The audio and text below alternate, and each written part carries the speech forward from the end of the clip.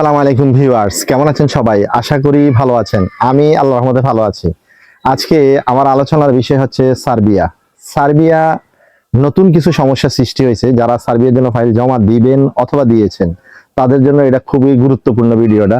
তো যারা আমার চ্যানেলে নতুন তারা আমার চ্যানেলটিকে সাবস্ক্রাইব করবেন, আর যারা সাবস্ক্রাইব করেছেন তাদেরকে ধন্যবাদ। সার্বিয়াতে বর্তমানে যে সমস্যাগুলো হচ্ছে, দেখেন অনেকেই বলতেছে সার্বিয়াতে প্রায় 2 থেকে 2.5 লক্ষ ফাইল জমা হয়ে আছে।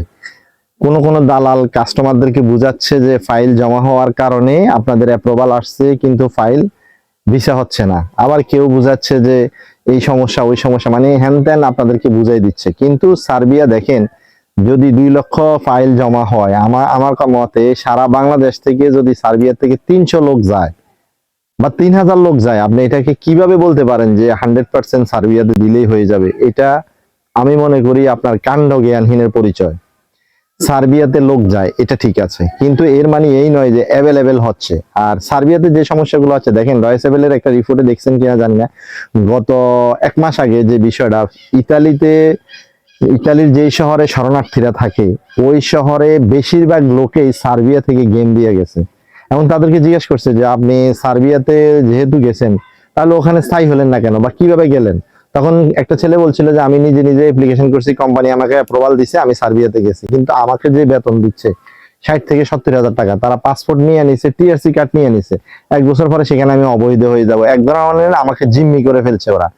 জিম্মির কারণে আমি আর সেখানে স্থায়ী হতে পারি নাই। তখন আমি সিদ্ধান্ত নিছি যে আমাকে পিছিয়ে দেওয়া যাবে না, সামনে অগ্রসর হইতে হবে। পরে সে জঙ্গল ফাঁড়ি দিয়ে দালাল ধরে মাফিয়া চক্রের হাতে পড়ে। তারা বলল যেটা তাদের সাথে 24 জন ছিল, তার মধ্যে মাত্র 4 জন ইতালিতে পৌঁছতে পারছে। অধিকাংশকে পুলিশ পুশব্যাক করছে, ক্রোয়েশিয়ার পুলিশ ফিরাই দিছে।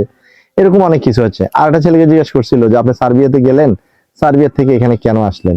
সে বলতেছে সার্বিয়াতে কোম্পানি আমার পাসপোর্ট আটকাই দিছে।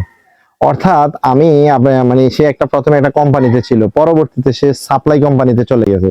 সাপ্লাই কোম্পানিতে তাকে এত মানে নিম্নমানের বেতন দিচ্ছে যে সে চাইলে এই বেতন দিয়ে বাংলাদেশে কোনো কিছু করতে পারবে না। যার কারণে সে বাধ্য হইয়া চলে গেছে, সে ইতালিমুখী হইয়া। তো আমি আপনাদেরকে বলতেছি ভাই, অনেকেই বলেন যে হ্যাঁ সার্বিয়া তো অনেক ভালো, সার্বিয়াতে গেলে এই হবে সেই হবে। আমি অবশ্যই বলবো সকল ক্ষেত্রে আমরা খালি ভালো দিকটা দেখি। সার্বিয়াতে ভিসা হয় এটাও ঠিক আছে, সার্বিয়াতে কাজ যদি 600-700 ইউরো হয় এটাও ঠিক আছে, কিন্তু সার্বিয়া থেকে কেন কোনো ব্যক্তি গেম মারে এই জিনিসটা কি আপনারা আদৌ জানতে পারছেন বা বুঝতে পারছেন যে আসলে এই কারণে গেম মারতেছে? তো আমি আপনাদেরকে যে বিষয়টা ক্লিয়ার করতে চাচ্ছি, সার্বিয়া যাওয়ার চেয়ে আমি দেখেছি নর্থ ম্যাসেডোনিয়াটা আরো ভালো যদি ভিসা হয়। কিন্তু বর্তমানে ভিসার রেশিও এতটা ভালো না। এখন যারা সার্বিয়াতে যাচ্ছেন আমি তাদেরকে বলবো কোম্পানিটা কি ধরনের গুগলে সার্চ দিয়ে দেখবেন। সাপ্লাই কোম্পানি হইলে এখন সার্বিয়াতে যে বিষয়গুলো হচ্ছে, আপনি এখান থেকে ভিসা করে যাচ্ছেন, আপনাকে কোম্পানি রিসিভ করতেছে না। কোম্পানি রিসিভ না করার কারণে আপনি আবার ঢুকতেও পারবেন না। আমার এলাকার এক ভাই সার্বিয়াতে গেছে, 3 বছর হয়েছে, এরপরে সে দেশে আসছে। আইসা আবার সার্বিয়াতে যাওয়ার জন্য প্রস্তুতি নিছে বলতে সে তার নিয়ম অনুসারে যাবে, কিন্তু তার কোম্পানি তাকে মানে তার পাসপোর্টটাকে ইমিগ্রেশনে লক করে দিচ্ছে। অর্থাৎ সে এখন আবার ঢুকতে পারতেছে না, কেননা সে 3 বছরের অভিজ্ঞতা নিয়ে যদি এই ওখানে যায় তাকে বেতন আরো বেশি দিতে হবে ওই লোকের। তারা এক ধরনের প্রতারণার আশ্রয় নিয়ে ওই লোককে আর ঢুকতে দেয় নাই। মানে কত যে সমস্যা যারা বাহিরে আছেন তারা পড়তেছেন, যারা সমস্যায় পড়েন এটা শুধু তারা ছাড়া দ্বিতীয় কেউ বলতে পারবে না। তো আমি আপনাদের কাছে একটা অনুরোধ রাখবো, যারা সার্বিয়া যাওয়ার ব্যাপারে খুব বেশি তোড়জোড় করতেছেন, আমি দেখেছি সার্বিয়ার রেট যারা 8 লাখ নিচ্ছে তারা শুধুমাত্র অ্যাপ্রুভাল দেখাইয়া এডিট করে যে কোনো কিছু একটা করে আপনাদের থেকে 3-4 লক্ষ টাকা নিয়ে আপনাদেরকে ফালাই রাখতেছে যে এই সমস্যা ওই সমস্যা। আর হাই কন্ট্রাক্ট বলে যে বিষয়টা, এটা সত্য হাই কন্ট্রাক্ট হয়। হাই কন্ট্রাক্টে আমি দেখলাম 15 লাখ পর্যন্ত উঠতেছে। তো আপনি দেখেন সার্বিয়াতে 15 লাখ টাকা খরচ করে গিয়ে আপনি 60-70 বা 50-60 হাজার টাকা বেতন দিয়ে আপনি কি করবেন? অনেকে বলে কোম্পানি থাকা খাওয়ার ব্যবস্থা করে। 100% সার্বিয়াতে পর্তুগালের চেয়ে থাকার ব্যবস্থাটা অনেক ভালো। কিন্তু এর মানে এই নয় যে আপনাকে বেতন কম দিয়ে তারা থাকা এবং খাওয়ার ব্যবস্থা দিল, তাইলে কি হবে? অবশ্যই এটা যুক্তিযুক্ত না। তো আমি আপনাদের কাছে এতটুকু বলবো, প্রতারণার সবচেয়ে বড় শেষ পর্যায়ে চলে গেছে এখন সার্বিয়া। সার্বিয়ার ফাইল নিয়ে আপনাদেরকে এত মানে অনেক ছেলে লিখছে যে আমাকে ভাই 7 মাস হয়েছে বলছে অ্যাপ্রুভাল আসছে, এখন পর্যন্ত ভিসা কি আমি এখন পাবো? আমি নিজে ওনাকে বলছি যে না, ভিসা আর কিভাবে পাবো না, 7 মাস হয়ে গেছে। কিন্তু দালাল এখনো বলতেছে ভিসা হবে। অর্থাৎ সার্বিয়ার ওনারা বলতেছে এই সমস্যা হয়েছে, ওই সমস্যা হয়েছে, আপনি একটু ধৈর্য ধরেন, দেখা যাক, সমস্যা নাই, সমাধান হবে, এরকম অনেক কিছু বলতেছে। এর মানে এই নয় যে আপনি ভিসাটা পাবেন। তা আমি সার্বিয়া নিয়ে যতটা উৎসাহী ছিলাম বা আমার যারা কাজ করছিল, আমি এখন সার্বিয়া থেকে অনেককে বলবো যে আমরা, যদিও বাংলাদেশের অবস্থা খুবই ভয়াবহ, দেখেন দুবাইয়ের ভিসা বন্ধ, এরপরে কাতারের ভিসা বন্ধ, তারপরে যাই সৌদিতে বেতন অনেক কম এবং হিউজ পরিমাণ মানুষ, বাংলাদেশের মানুষ গেছে। এরপর কিছুদিন আগে ক্রোয়েশিয়া ছিল, ক্রোয়েশিয়া ইউরোপের জন্য এটা বন্ধ। রোমানিয়া ভিসা দেয় বা দেয় না এরকম অবস্থায় আছে। পর্তুগালের জন্য দিল্লি যাইতে হয়, দিল্লির ভিসা, ইন্ডিয়ান ভিসার অনেক হয়রানির শিকার হইতে হইতেছে আমাদেরকে। তো সর্বোপরি আমরা আসলে পাগল হয়ে যাচ্ছি যে ভাই কোনো না কোনো দেশে আমাদেরকে যেতে হবে, কিন্তু যাওয়ার পর এটার কি ধরনের ফিডব্যাক আসতে পারে এটা কিন্তু আমরা একটু চিন্তা করি না।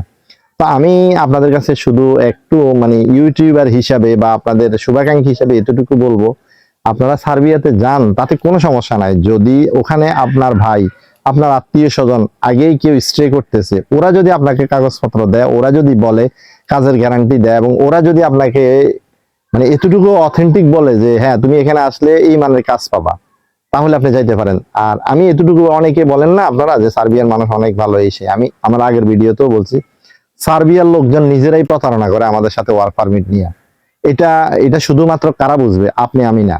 এটা বুঝতে পারবে যারা এজেন্সি চালাচ্ছে। কারণ বাংলাদেশ থেকে এজেন্সির লোকেরা যখন সার্বিয়াতে বিভিন্ন লোকদের সাথে যোগাযোগ করে, বাংলাদেশের কত এজেন্সির টাকা যে তারা মেরে দিছে, এটা আপনারা বলবেন আর কি মানবিক, এই সে ইউরোপের পাশাপাশি দেয় সেখান থেকে।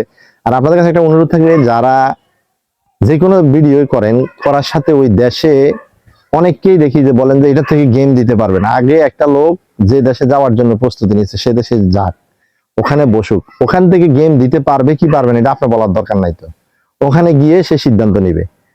এই রেপুটেশনটা আমাদের জন্য অনেক বড় ক্ষতি ডেকে আনতেছে ভবিষ্যতে। আমাদের বাচ্চা কাচ্চা, ছেলে মেয়েরা বা আমাদের পরবর্তী প্রজন্ম চাইলে ইউরোপ অথবা এই Serbia, north Macedonia, Montenegro, Bosnia, Albania এগুলোতে যেতেই পারবে না। দেখেন আলবেনিয়াতেও একজন বলছে আমি অ্যাপ্রুভাল, যারা আলবেনিয়াতে ট্যুরিস্ট বিষয় দেয় না, ইমিগ্রেশন থেকে ফিরিয়ে দেওয়া, তাহলে আপনি কিভাবে আলবেনিয়াতে যাবেন? এখন এইগুলা আসলে, এখন আর্মেনিয়া আর একটা নতুন নতুন দেশগুলা আসতেছে, আসলে অনেকে ভিডিও করতেছে, এই আমি নিয়ে আসছি, কি ট্যুরিস্ট বিষয় আনলো না ওয়ার্ক বিষয় নিল, ভিডিও দেখাইয়া আপনাদেরকে পাগল করে দিচ্ছে। মানে বাস্তবে আসলে আপনি যাইয়ান দেখেন, ওনার কাছে ধরা দেন টাকা নিয়ে, উনি দেখা গেছে আপনাকে আবার ঘুরানো শুরু করবে। তা আমি বলবো যে আপনারা একটু ধৈর্য ধরেন, এই বছরটা অন্তত রাজনৈতিক পরিস্থিতির যে ভয়াবহতা, এতদিন কষ্ট করছেন, আরো 1-2 মাস বা 3 মাস অপেক্ষা করেন। যদি বাংলাদেশে গণতান্ত্রিক সরকার যদি আসে বা ইলেকশন অন্তত হয়, তাহলে আপনাদের জন্য সকল দরজাটাই মোটামুটি স্বাভাবিক হয়ে যাবে আগামী বছরের ভিতরে। এই জন্য আমি অনেককে বলি যে আপনারা এত তাড়াহুড়া করিয়েন না। সার্বিয়া যে আপনারা মনে করতেছেন যাইলে ইউরোপের মতো পরিবেশটা দেখেন, অনেকে বলে ও স্বপ্নের দেশ সার্বিয়া, শুধুমাত্র ফেসবুক ইউটিউবে এটা সম্ভব, বাস্তবতার লগে এটার কোনো মিল নাই।